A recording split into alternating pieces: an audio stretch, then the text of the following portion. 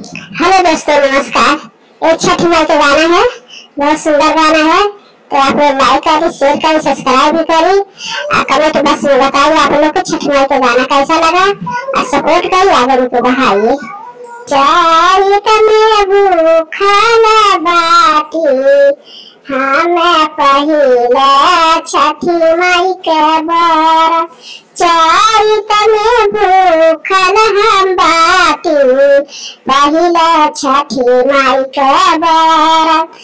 आइली हम घाटवा पर छठी माई के, आइली हम घाटवा पर छठिया माई के। हाथ जोड़ी हम गोरावा धरिले, छठी माई बिहा हमके लालना।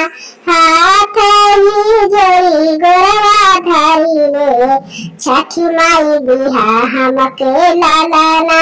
सासु बनावेले बझनिया, नाना दी गैयावेली।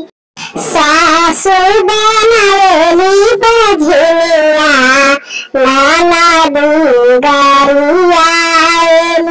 बहिया पकड़ी के सैया घर में से निकला, बहिया पकड़ी के सैया घर में से निकला।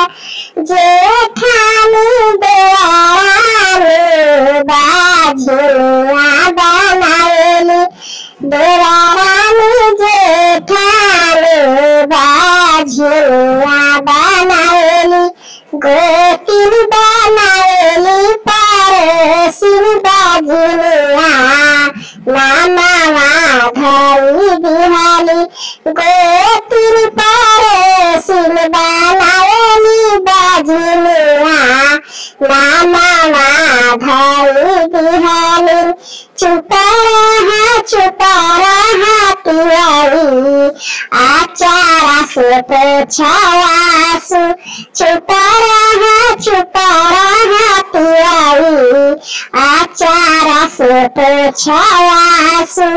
हम देबे तुहा के लालनावा, गोदिया में तुहरे खेली है।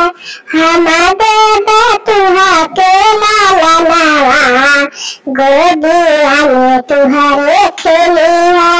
हम देबे सुंदर लालनावा, तुहा के सियान बाबू के। हम देबे सुंदर लालनावा, तुहा के सियान